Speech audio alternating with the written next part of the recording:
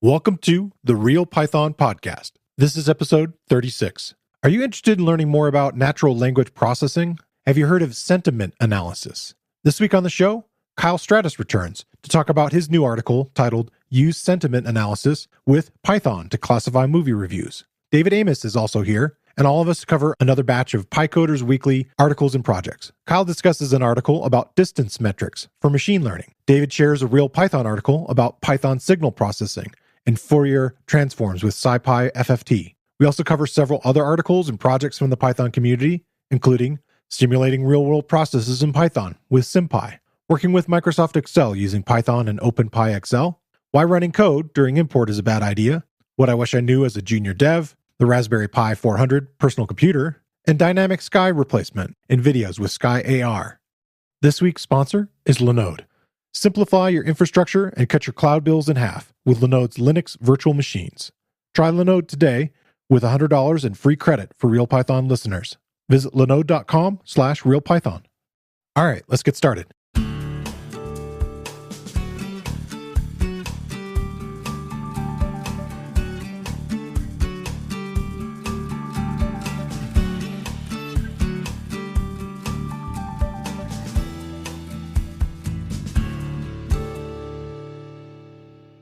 The Real Python Podcast is a weekly conversation about using Python in the real world. My name is Christopher Bailey, your host. Each week, we feature interviews with experts in the community and discussions about the topics, articles, and courses found at realpython.com. After the podcast, join us and learn real-world Python skills with a community of experts at realpython.com. Hey, David. Welcome back. Yeah, good to be here, Chris. So we have a guest this week. We have Kyle Stratis back on the show. He was on episode 10. Hi, everyone. Welcome, Kyle. Good to be here. We were talking back then about Python job hunting in a pandemic, and I think I followed it up in the next week that you had found a new position. Do you want to talk a little bit about that? Yeah, I ended up becoming the second engineering hire at Visit Labs, which is a young startup here in Boston that basically is trying to create AI focus groups so we can test images against these audiences that we build, and we can tell you how much of an impact and engagement they can drive.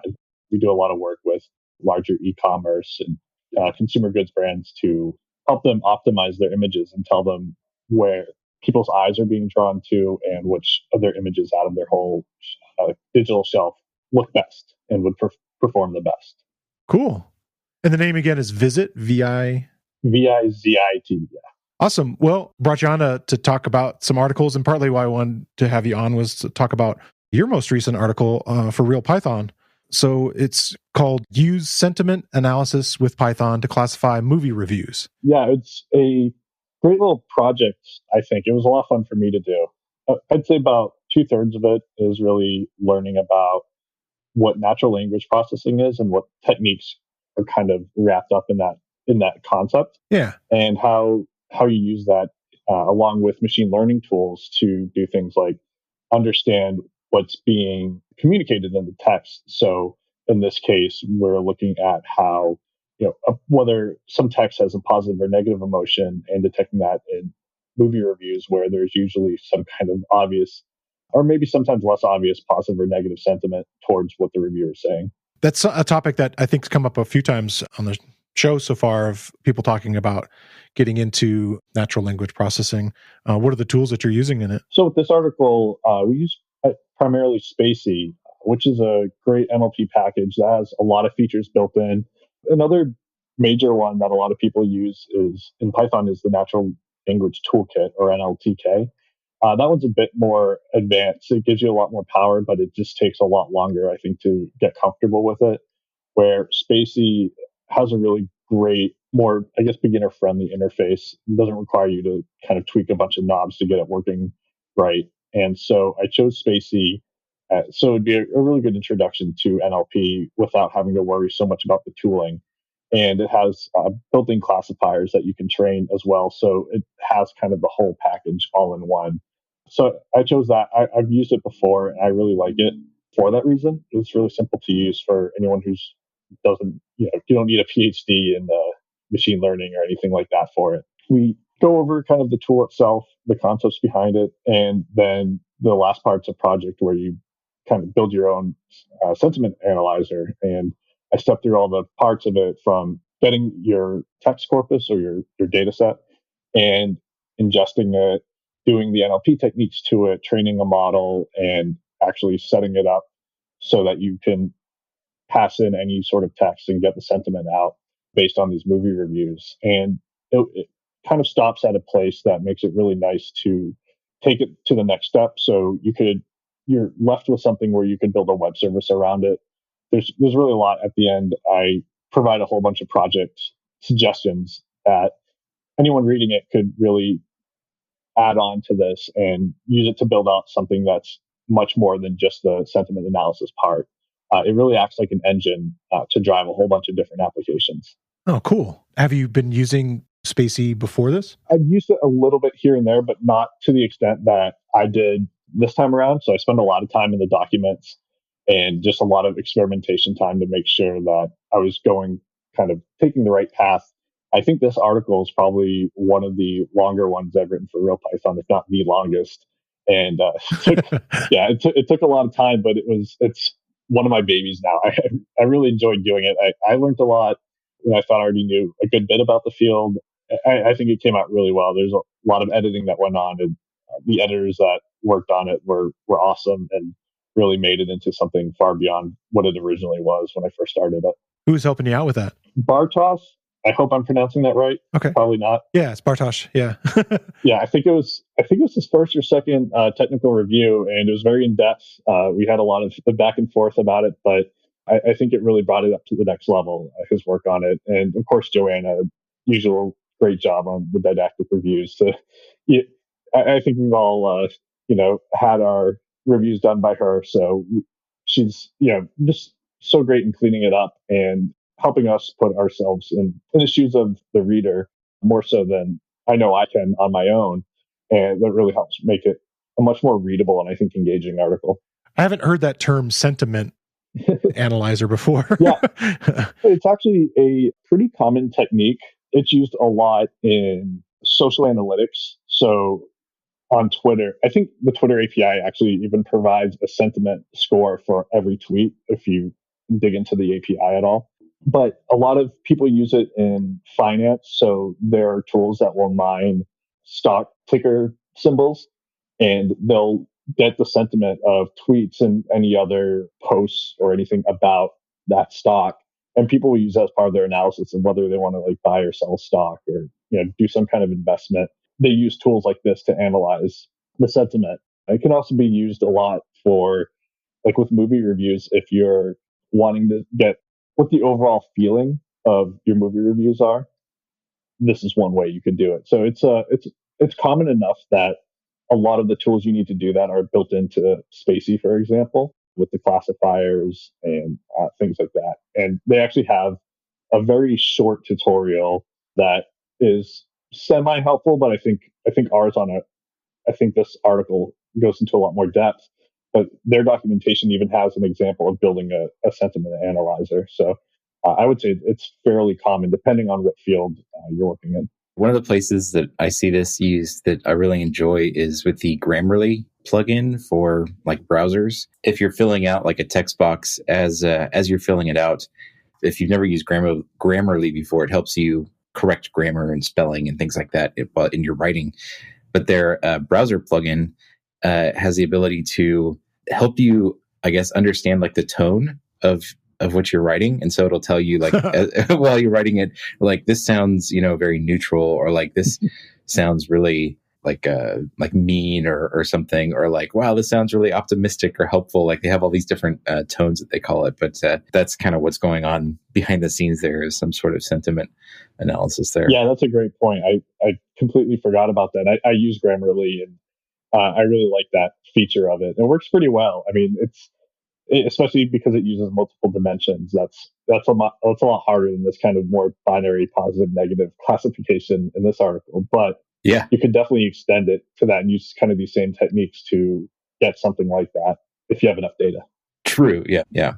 So for my first topic today, I was going to talk about an article by Mike Driscoll, former guest. He was on episode 20. It's kind of funny going from episode 10 to episode 20. His was about building PDFs in Python with Report Lab, his book that he put out. And this one it seems like it's a chapter from his Python 101 book that he mentioned he was working on revising. And it looks like that came out in the beginning of October. So his revised Python 101 book came out.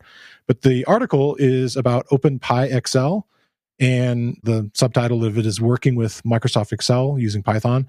I think we've talked about this briefly before, but it's a powerful tool for working with Excel inside of Python. And I know it's such a common thing that people literally use Excel almost like a database in a lot of organizations. And it's one of the first things that people look at, when they talk about things like automating. I had Al Swigart on to talk about automating the boring stuff in his new book. But anyway, this article goes in and talks about a few of the different Python Excel packages, and then it focuses on OpenPyXL and dives into grabbing sheets from a workbook, reading cell data, iterating over rows and columns, and then writing out to Excel spreadsheets. And what's nice about OpenPyXL is it doesn't require that you have Excel installed on the machine that you're running this on, which is pretty cool and kind of powerful. And then at the end of it, after getting into writing Excel spreadsheets, adding and removing additional sheets, and then things like, deleting rows and columns and so forth. So it's a real teaser, of what the types of things that you can do with it. But I think it's a really great place to get started with messing around and using Excel and Python. And it's a nice, tightly written intro into what you can do with it. And it's just, as you can tell from our conversation where we talked about the Python 101 book, he's trying to give you an idea of lots of little real world things that you can start to play around with in Python and get started with projects. So he mentions, like I think I mentioned at the top of this, that there's several other packages, and he mentions XLRD, which is like useful for reading older XLS documents. The OpenPyXL really kind of more focuses on the new one, the XLSX, that has the XML data kind of built in with it. And then a couple other ones he mentions just briefly.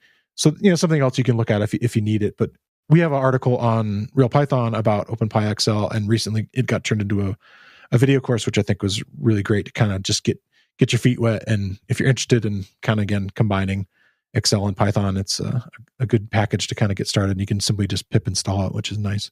Yeah, I've used the previous one, XLRD, a little bit, and this looks a lot more fun to work with, I would say. Yeah. Yeah.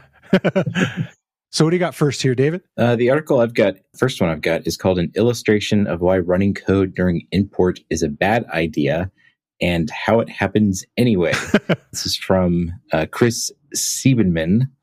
And he gives this example of something that happens that it sounds like just awful, like oh my god, like who's responsible for this terrible thing? And it says if you're remotely logged into a Fedora machine and have no console session there, and the Python 3 keyring package is installed, then running Python 3 -c import keyring. So this -c flag allows you to run like a string just from the terminal, run Python code. It takes about 25 seconds or so as the module tries to talk to keyrings on import and waits for some long timeouts. Nice work.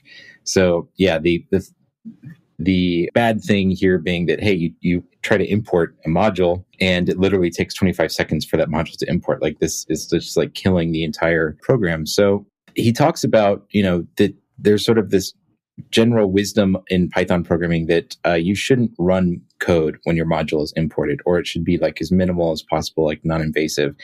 And if you're familiar with like the whole import anti-gravity little Easter egg in Python, this is like an example of like the crazy kinds of things that can happen when you run code on imports. Like it opens up a browser and navigates to a web page.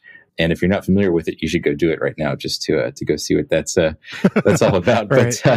But he talks about the design decisions that go into this for keyring and why it's actually totally reasonable that something like this can happen.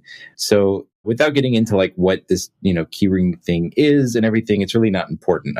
The moral of the story here is they have this notion of a backend that has to be used, and the backend, a reasonable assumption if a backend is not explicitly defined, is to use something that's provided by the system.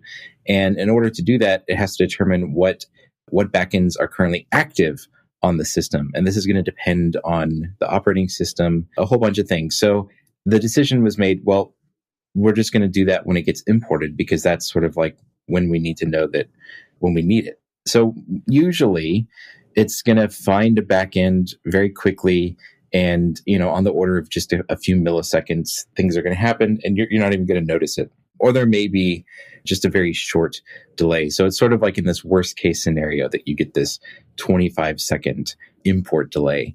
So it's a very short article, and I've pretty much just summarized everything that's in it. But I thought it was kind of a neat, or it was a nice, just a nice kind of thought. I mean, that it's like, well, here's something that looks really, really bad, right?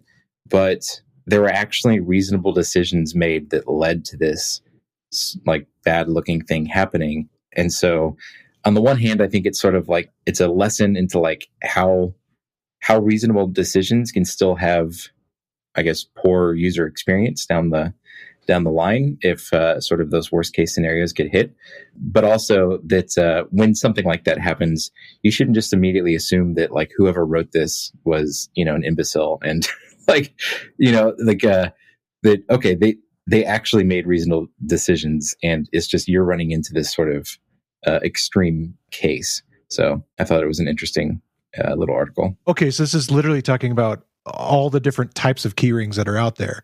So this could be, getting information from Mac OS's keychain. Yeah, exactly. Or Windows credential locker. Okay, all right. Sorry, the term keyring was, I guess, sort of a generalized term that I haven't heard it used that way. But that makes sense. Gotcha. Yeah. So it has to do with accessing like secrets, basically, and things like that. So yeah, don't run code on import time unless you absolutely have to. Yeah. So Kyle, what do you got next? Up next, I have distance metrics for machine learning. This one jumped out at me because I've used distance metrics quite a bit in different projects, not necessarily for machine learning. They're really important in things like search as well.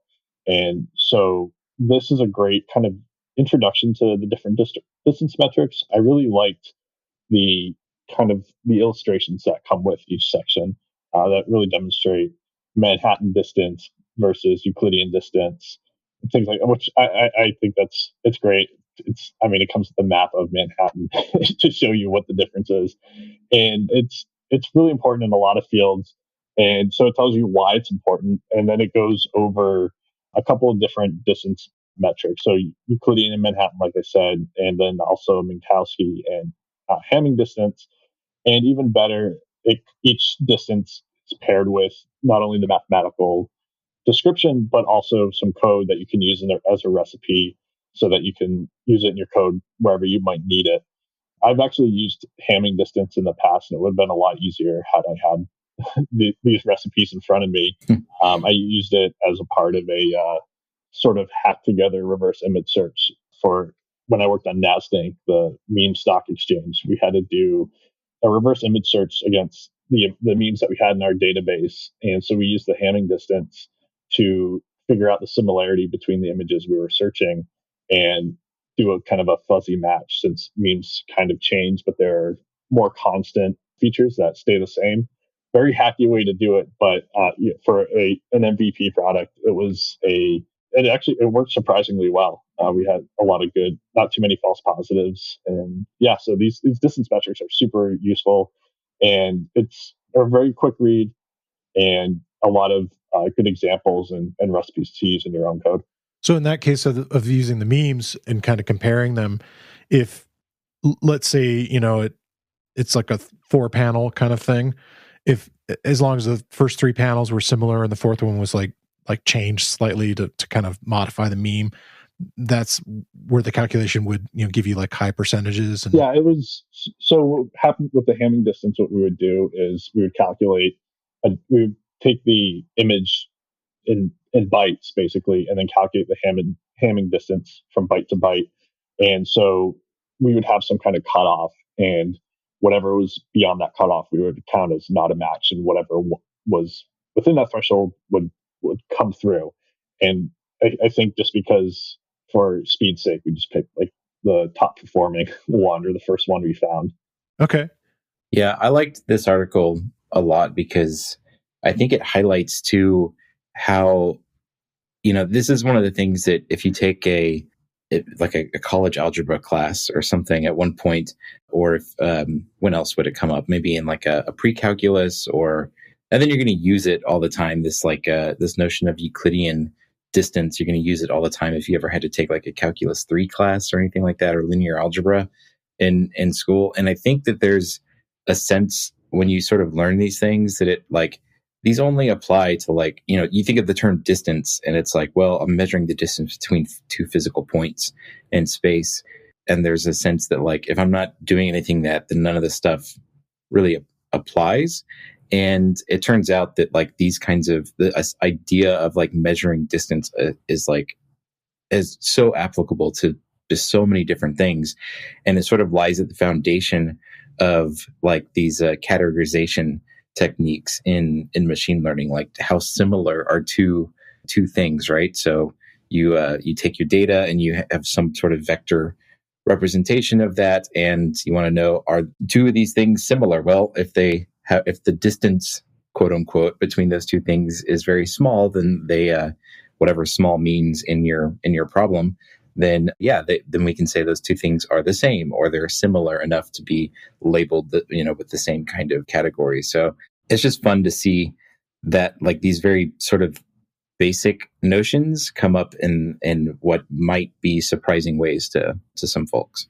Yeah, I think this article does call out some of the more foundational or more basic machine learning algorithms like k-nearest neighbors and k-means clustering, and things like that as applications for these distance measures. And I think the illustration of the Euclidean distance and how they explain it in terms of k-nearest neighbors makes it so easy to understand and so much clearer than I think the first couple of times I learned about it. Right. Yeah, I agree. What site is this on? Yeah, so this comes from aigents.co. It was written by Jamie Zornoza. Hopefully I'm pronouncing that right. But they did a great job with this one. Simplify your infrastructure and cut your cloud bills in half with Linode's Linux virtual machines. Develop, deploy, and scale your modern applications faster and easier with 24/7 365 human support with no tiers or handoffs, regardless of your plan size. Whether you're developing a personal project or managing larger workloads, you deserve simple, affordable, and accessible cloud computing solutions. Get started with Linode today. Visit linode.com/realpython.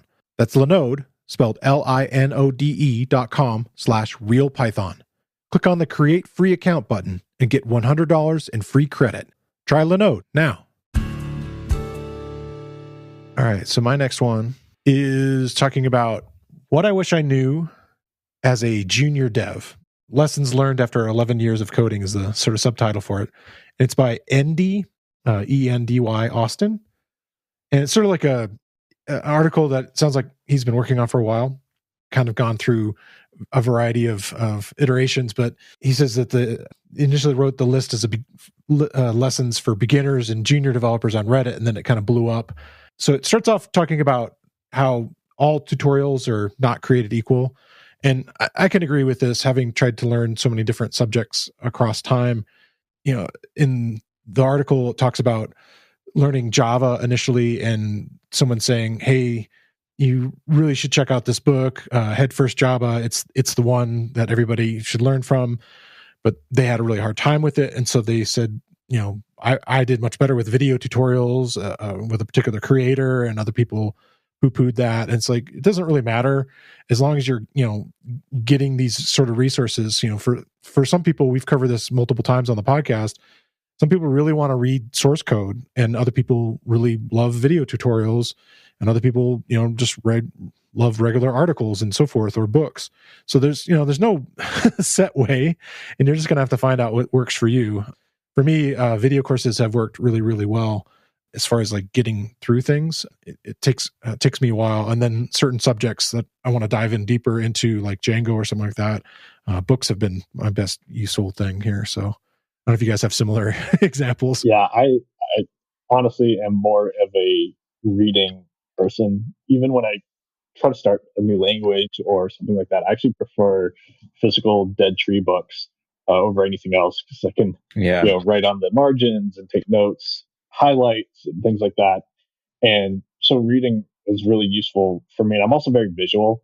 And so my pace is always going to be a little bit different. And I'm very easily distracted all the time. So I understand that. if I'm watching a video, I'll all of a sudden have 7 different tabs open looking at something else, and I've completely lost track of the video. And so usually the longer form videos don't work for me, but it's such an individual thing. Like there's definitely no one size fits all solution, because I know plenty of people that much prefer and they learn better with videos. And it's definitely more of reading on my own. Yeah, that makes sense. Do you have a favorite method, David? Yeah. No, well, almost exactly what Kyle said. I've always been, I like reading over usually watching videos. And I don't know if it's just like videos, I guess I've always had sort of like just like an entertainment aspect to me, where it's sort of like, I don't know if I'm not sufficiently entertained by them, then I just get bored easily. Whereas like reading feels more, I don't know, academic, for lack of a better word, or just, I guess it's just the way I've been doing it like my entire life. But in addition, I mean, taking notes was always something that was real important for that. It was like seeing it and then also writing it was a big part of it. But more to the point of what I think what the author here says, like the section is titled "All Tutorials Are Not Created Equal." And this really, really speaks to me, is that like, if you're not getting something, it's not necessarily you. Right. It could just be that the person that you're either reading, who's written it, or you're watching the video by this person, or that's teaching it to you in person, is just not able to speak it in terms that make sense to you, or that align with your thinking or whatever. So to seek out other people, because on any topic, especially in the age of the internet, you can find dozens, if not hundreds, if not thousands of other people who lend their personal voice to these things. And one of those is bound to make sense to you. Yeah, that's been the thing for me too, is that along with finding the voices that speak to you and write in a way that makes sense, as far as books or in videos, that you don't feel like the pace is too slow, or there's something about the way that they're presenting things, like explaining stuff. And for some people, it may be too slow or too fast. It's always going to be, kind of something in there. And for me, when I'm watching the video tutorials, I always have to code along. I find that really useful in some cases. So very often I'm having to pause as I go. But yeah, you'll find your stride. Is just, don't, Yeah. you're going to have your own unique path and way of doing it. So over the summer, I read this book called How to Read a Book, which is kind of ironic considering it was a book. But it had a great analogy, and it doesn't apply just to reading. I think it's just for learning in general, but that the whole learning process, even though it seems like it's one way, like you're just consuming information, it's really a game of catch.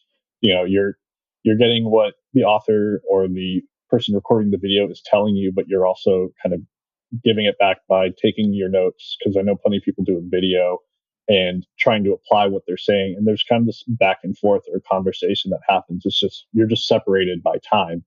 And I think that's a really useful way to look at kind of the process of learning, especially in this context where some people you just don't connect with. And that's not necessarily a reflection on you trying to learn the code. And it may not even be a reflection on them as an author or a teacher, but sometimes you just don't make that connection. And I think this is really good at pointing out that that's okay. Yeah. Yeah. And then it kind of dives into a really important concept, which is true, I think, for all of us, is that you're going to forget a lot of things. All the time. And it's okay that you're going to have to look them up, because that is true. We all do that. It's, I know the guys on Python Bytes say it all the time, that a big percentage of your life is Googling, answers and looking at Stack Overflow and just kind of reminding yourself, and hopefully it becomes faster and easier, but it's going to take a while to get that stuff to wear in, and there's going to be stuff that you forget. But hopefully you have learned how to access it and get to it again. Yeah. I just think that's an important thing to realize. And also, I don't know anyone who's a professional programmer or data scientist or, professional at anything that has to deal with like a large body of knowledge that'll tell you that it's important to remember everything. So I think it's important to not get caught up in like the idea that you have to somehow memorize everything and spend a lot of effort on that, because it ends up, I think, being wasted effort. Because one thing that you'll find, at least it happens to me a lot, is I don't ever work on the same thing for my whole life or for my whole career, right? Like I go from sort of like, there's this project I'm working on now and it involves these things. And then a year later, I'm working on something else that involves these things. And while I'm working on that first project, the things that it involves, I get really good at and really quick at. I don't have to look everything up all the time. But then 2 years later, the same stuff that used to be like at the tip of my fingers constantly, like in just that muscle memory, is gone. And I have to look it up. So it's like optimized memory, right? Like just focus on what's important for the now. Right. And I feel like you'll just naturally learn it and be able to recall it if you're just having to use it over and over again and you have to look it up over and over again. That repetition will eventually, you'll internalize it. So yeah, it's one thing like I learned as a student, and when I worked as like a tutor and everything, would tell other students that like I felt like it was a waste of time to try to spend effort memorizing things. It just doesn't seem like an effective use of your time. Yeah, and I think this article kind of goes deeper into that. There's another section about mastering one thing, and also about consistency is greater than hard work. And I think I'm not going to dive into every one of the topics here, but it's really good in what it's talking about. But I think one of the key ideas that I think all of us can agree on is more than just memorizing how to do these things and finding the tutorials that make sense to you or books that make sense to you. You end up having to build things. Right. And that's the best way to kind of like get the practice in that will help you to cement a lot of these ideas in your head. And then also, as long as you're, concept that we've hit on multiple times also, is documenting what you're doing as you go, because you may be the person that is the one reading that and needing to read it. Right. And, it's one of these things that, it's okay, work on one thing, master that one thing, build a project out of it, practice those types of things. And I think these are, all really good kind of like life lessons as you're, working your way up. And there's stuff that we're all learning every day. And that's a practice that I need to get better at, is building more projects. And if I'm going to learn these new concepts, is like, okay, put it into practice, stand something up. And it definitely helps you, cement a lot of those ideas. For sure. Yeah, and I think the documentation part is extremely important too, because code is communication. Like, you're not just talking to the computer and telling it what to do. There are other people that are going to read that code, whether it's you a few months in the future or someone else on your team. And I've certainly been bitten by kind of being in the weeds, not wanting to document exactly what I was doing, because I was in the flow and everything was going good. And then I went back and looked at the code 3 months later and what's going on here? I have no idea what this is. What idiot wrote this? And I look at the Git blame and it's like, oh, I was that idiot. Yeah, totally. I think one of the other things it talks about is just like being consistent and continuing to work. And if you're in this stage of learning and trying to get into Python or a new package or what have you, is not necessarily doing the long haul 8-hour, 12-hour, 24-hour session of working, but to kind of come back and be consistent with it. And the analogy there was, with like musicianship or other things. And I definitely can speak to that too, is that, you can practice guitar for a huge amount of time, but it's really much better to do it across multiple sessions and kind of having a consistent flow to it. Even though that's hard to sometimes schedule, it definitely helps to cement the things in better and, get you in the practice of practicing, if you will. So, which that actually brings up what I think is probably one of the most important points for me that really spoke to me in this article when I was reading it, was that talent equals hidden practice. Because that's something I struggled with a lot when I was younger, was looking at people who like, wow, they're so good. Like they must just be like so much naturally better than everyone else. And then as I got older and met more and more people that I like thought that like, wow, they're like so talented. It's like, no, they just literally spent every waking hour doing whatever it was that they were really good at. And you just don't see that hard work in the end result. So, and this is not true of just programming. This is true of like everything. And for me, I learned it as a musician when I was younger. Actually, before I ever got into math or tech or anything, I wanted to be a musician, and that was one of the things that I learned. We call it woodshedding, and when I was learning that I mean, it's like you got to put in the practice. If you're talented, it gives you a little bit of an edge, but it only takes you so far. And at some point, if you're those who are talented but never practice will be surpassed greatly by those who have less talent but practice all the time. So it's just a truth that gets overlooked, and it's easy to just not realize that those people that are so good at what they do, it's because they do it all the time in practice. Right. Yeah. They keep doing it. Yeah. Exactly. So what's your next one, David? The next one I've got is another real Python article. It's called Fourier Transforms with scipy.fft, Python Signal Processing. And this comes from one of the newest members of the Real Python author team, Cameron MacLeod, I think is how you, I think it's MacLeod. I apologize if I'm pronouncing that incorrectly, but this is all about the Fourier transform. So it's a little bit more of a technical and maybe math-centric article, although I don't want to intimidate anyone if there's not a lot of math in the article. So you do not need to know a lot of the mathematics behind this. However, if you've seen some trigonometry, that will be helpful. And if you've ever had to do any kind of Fourier analysis in any math class, then this will all seem very familiar. But basically, as in sort of layman's terms, you can think of a Fourier transform as taking a signal, say like an audio signal, and taking it from like a continuous signal into its component frequencies. So if you think of it as the signal as sort of like a plot where you have time on the x-axis and amplitude on the y-axis, it's like a sine curve or something like that, then the Fourier transform takes that and transforms it to, rather than having time on the x-axis, now you have frequency on the x-axis. So it's like the different components of this signal. And this is useful in a lot of different applications where you're dealing with these kinds of signals. So, audio is kind of the classical example of that, but it could be electrical signals. It could be even visual things. So dealing with images and things like that, these Fourier transforms come up.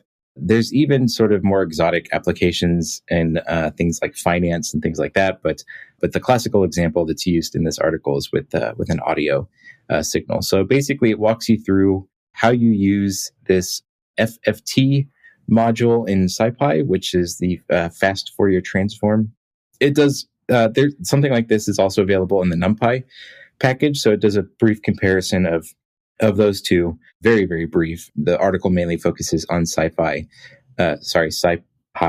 walks you through an example of taking an audio signal that has like an unwanted noise frequency in it and using the Fourier transform to isolate that noise and then remove it from the audio signal. So it's kind of a fun little project if you're interested in like digital signal processing. It's kind of a very beginner-friendly introduction to that kind of a topic. Yeah, I'm super interested in this. Yeah.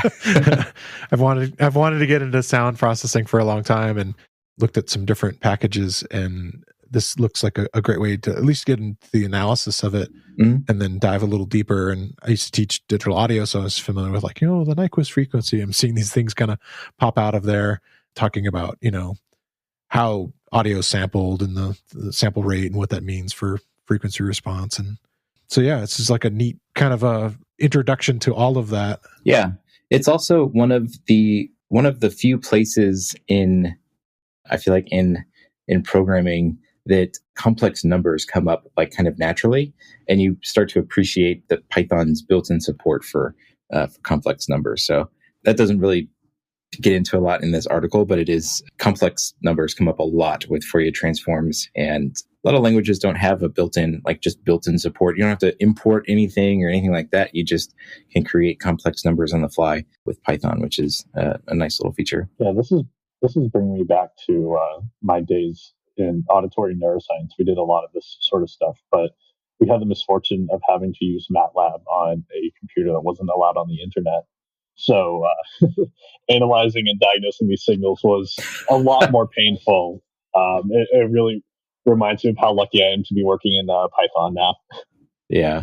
That kind of leads us into talking about projects. And Kyle, you picked one that's kind of a bit of a hybrid of a project, one of our video courses, but it has kind of a neat project as part of it. Yeah, so I picked this course, Simulating Real World Processes in Python with SimPy by Joe Tatusco on Real Python. And it's a great course, but it's really, I'd say it's less of a course and more of a step-by-step project, which I know a lot of courses kind of work that way, but it kind of dives you right into not only how you use SimPy to build these simulations, but I think what I really enjoyed about it was that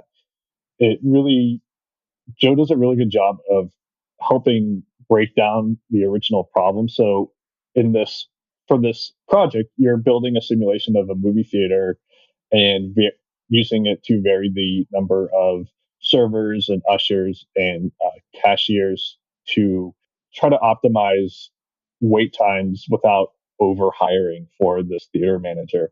And so the way he breaks down the problem and how you model that in Python, I think goes even beyond like the usefulness of SimPy and what it provides to give a really good example of how you break down a simulation problem and how you actually work it to find whatever it is you're using the simulation to find. And I like this because a lot of the early coding I did when I first started really seriously coding and trying to escape academia was building simulations. So I always really enjoyed this. I was also just grew up a big fan of SimCity and later City Skylines, which are kind of larger scale simulations, but nevertheless they use these same kind of problem solving methods and things like that. So this is a really good base to kind of get started with, and you kind of step through setting up the environment, starting to define like what happens. And so that's where he kind of breaks down the problem and makes you think about what behaviors are happening that you're going to be simulating, like buying a ticket, waiting in line, buying food, and how many people are buying snacks and all of that. And SimPy itself makes a lot of that really easy, and simulating kind of the time processes. And at the end, once it's all kind of put together, you vary a few of the inputs so you can see what contributes the most to wait times and how to arrive at kind of an optimal answer to the problem of hiring more people to reduce wait times. So it's really applicable, and it makes it really easy to kind of understand what SimPy has to offer, as well as how to work on these simulation problems, which I think are really interesting and have a lot of applications even beyond movie theaters and popcorn. So this is a great starting point for that. Yeah, I really liked it. It has a real nice flow to it, and also it makes you kind of break down and think about, okay, well, what are other systems, and you could see how you could apply this kind of problem solving to other real world situations, be it other constrained resources in trying to optimize things for it. I think it's a neat way to kind of get going in it. Yeah, and I think it actually kind of the next step you could do with it would be something like machine learning is really good for optimization, and so you could feed this kind of program into something like that would run a bunch of different simulations and kind of find that local minimum of people you would have to hire to get the optimal answer, which I think is it's a good starting point for a little more explorations you could do after this. This week I want to shine a spotlight on another Real Python video course. It's the course mentioned by Kyle this week, and it's titled Simulating Real-World Processes in Python with SimPy. The course is based on a Real Python article by Jaya Janet, and in the course, Joe Tatusco takes you through setting up a simulation of a business and how to use the SimPy framework to optimize resources. Through the course, you learn how to use a simulation to model a real-world process, create a step-by-step algorithm to approximate a complex system, and design and run a real-world simulation in Python with SimPy. If you're interested in data science and want to explore creating simulations to resolve issues that modern businesses and complex systems face, this is a great course to get you started. And like most of the video courses on Real Python, the video is broken into easily consumable sections and has code samples for the techniques shown. It also has a shiny new transcript and captions. Check out the video course. You can find a link in the show notes, or you can find it using the newly enhanced search tool on realpython.com. My project's actually a product, and it's something we've talked about before, but it was a recently announced version of the Raspberry Pi. The Raspberry Pi 400 personal computer has just been introduced, and of course, like everything that gets introduced by Raspberry Pi is going to be super hard to find at the moment. I think some of the benefits are that it's all in one, so it's going to gather all those things together into basically a keyboard shaped computer. And it really reminds me of when I got into computing initially, and some of my earliest computers and friends' computers were, things like an Apple II or Commodore 64 or an Amiga. And the one that I had a lot of was the Atari ST. And, pretty much the whole computer's in this keyboard, and you're attaching a monitor or plugging, in a lot of cases, a TV, back in the day to it. But on the back of it, it has two HDMI, little mini HDMI connections. It's got a connection for a mouse. And then probably my favorite feature of it, it has if you're familiar with the Raspberry Pis, you use it for projects and stuff like that. You may want to be able to plug in your project kind of electronics and so forth to it. And so it has a GPIO connections, but they're on a ribbon cable. So you can simply just plug that in, and then they have like this breakout right into a breadboard type of situation. And so that's kind of nice. You could actually unplug that if you wanted to do other types of general purpose Linux type computing. And then when you want to do more projects, you could move it over to that and plug in that GPIO cord, which is really slick. It's just, I think it's going to be really neat for classrooms. It's just them making enough of them. I've even heard of like people wanting to use them for small businesses and things like that. I think the whole kit version of it it comes with like books and a couple other pieces. And I think the mouse is like $100. So pretty reasonable, starter computer. Issues I've heard, it's a cramped keyboard. It's pretty small. So typing on it is a little cramped. I already mentioned getting one is going to be probably difficult for a little while. And then cable management's a little weird because they all come out at different points on the back of this thing. And so you might have to think about how you want to wrangle all the cables. But I don't know. I'm excited. It's definitely something I'm interested in getting to kind of keep playing with all the different projects and kind of dive a little bit further into the realms of electronics with Python. Yeah, when I saw this, actually this use of it in schools was immediately what came to mind. It seems like it's at least as powerful, if not more powerful, than some of the Chromebooks that I think a lot of schools are using, and probably half the price.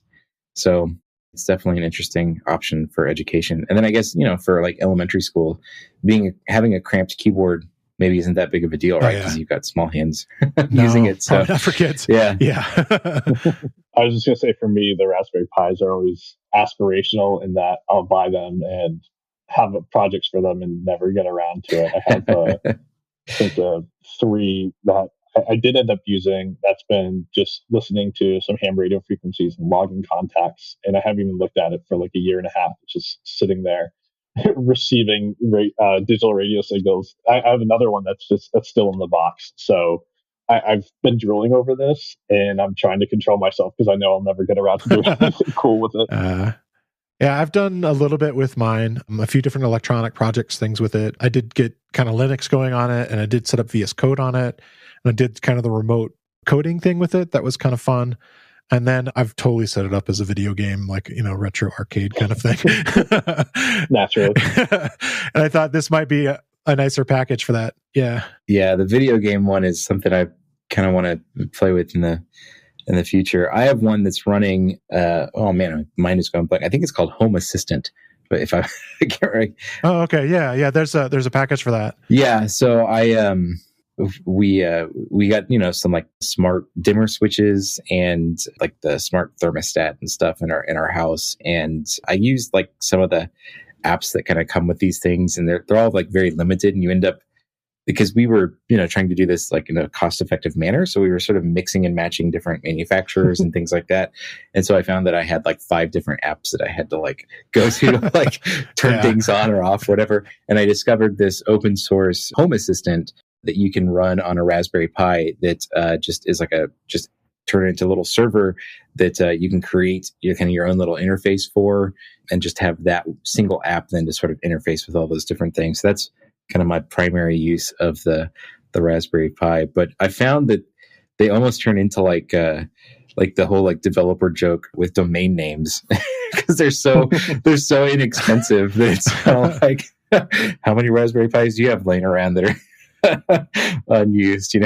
Are your kids old enough that they would be into retro video games and stuff? I think my oldest daughter would be interested in some of that, although she might get bored with it. I think I would probably be the one that would be find the most enjoyment out of that. So what project do you have this week? Mine is a really interesting project that I found called SkyAR. And it's a PyTorch implementation of a paper, an academic paper called Castle in the Sky, Dynamic Sky Replacement and Harmonization in Videos.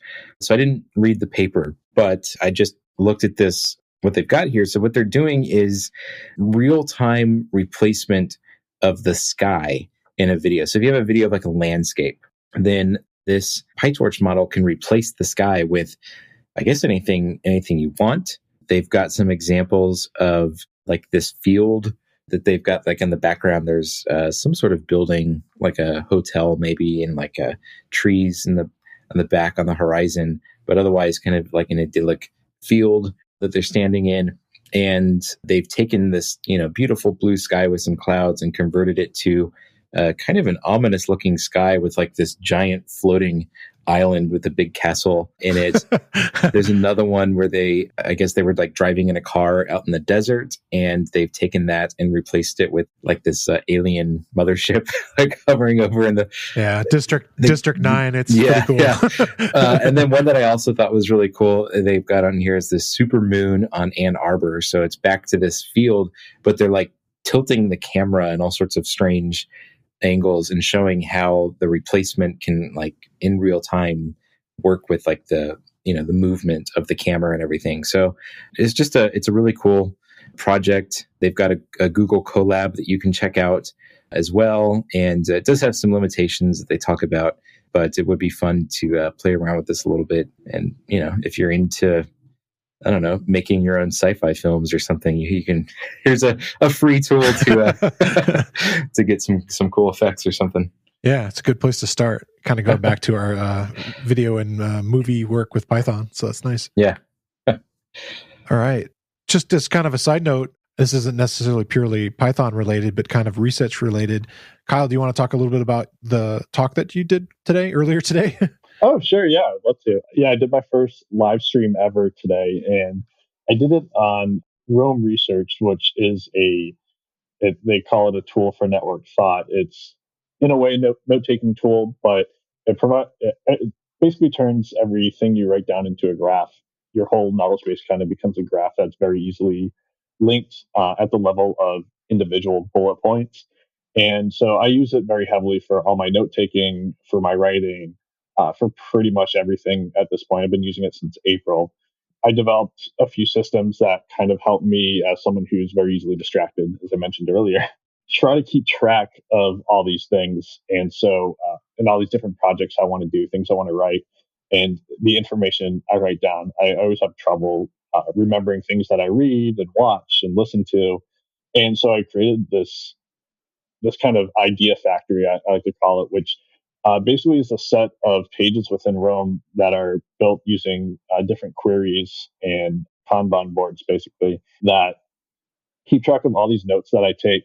And what I do is I have this kind of centralized location called my writing inbox that ideas and inspirations go into notes that I want to put into more permanent notes or evergreen notes. If you've ever read How to Take Smart Notes or heard of the Zettelkasten method, it's pretty similar to that for taking these kind of permanent notes. And what I do with these notes is they get turned into any sort of knowledge output. So it could be articles or blog posts or a course or anything like that. And also research topics. So this writing inbox kind of puts them all there. And from there, they flow out into all these other pages, whether they're like projects, article ideas. I have a research topics page that holds all the things that I'm researching. And then that will drive like more articles that I read. I'll process those to create more notes. And it's kind of this whole infinite cycle thing that gets going once you kind of start using it. So I did a live stream today demonstrating how to do that. Kind of, I had structure showed displayed. So I had a blank database that had all these pages set up with the blank query so you could see how it works and what it looks like. And then I went through my own personal knowledge base, started with an article, did my whole ingestion process of progressive summarization and taking notes and writing out ideas and things like that from an article, and then went through the whole processing stage through the writing inbox. We created an evergreen or permanent note. I came up with 2 research topics and all the stuff that came from just one article that was about how grapefruits affect the metabolism of drugs, of all things. I chose something that wasn't too technical because there's a pretty wide variety of people that were joining. I have it posted to my YouTube channel. You just look for Rome Idea Factory or look me up, Kyle Stratis, on there. It's my only video right now. I'll be doing some more. I've started using video just recently because a lot of the things I've been writing about have become extremely long articles. And I know that for a lot of people, it's not the best way to learn something, as we talked about earlier. So I really like the format, and it was fun doing the live stream and being able to talk to people, answer questions kind of as they came. Yeah. So I think I'll be doing it a lot more in the future. So just keep an eye out on that YouTube channel, Kyle Stratis. The video itself is Rome Idea Factory if you're interested in how I kind of manage my knowledge base and remember things because my brain can't do it. Yeah. Well, we'll have links to all that stuff. Perfect. Yeah. Hey, I want to thank you guys both for coming on. I know we've had some interesting audio issues today. David's on assignment, and so he's got a slightly different audio setup too. So, but thanks for coming on the show again. Yeah, thanks for having me. And yeah, thanks for coming back, Kyle. It was really great to talk to you again. Thanks for having me. I had a blast. Thanks a lot. Get started with Linode today. Visit linode.com/realpython and get $100 in free credit when you create your account. Try Linode now. I want to thank Kyle Stratis and David Amos for joining me this week. And I want to thank you for listening to the Real Python podcast. Make sure you subscribe to the podcast in your favorite player. And if you like the show, leave us a 5-star rating and a review. You can find show notes with links to all the topics we spoke about inside your podcast player or at realpython.com/podcast. And while you're there, you can leave us a question or a topic idea. I've been your host, Christopher Paley, and I look forward to talking to you soon.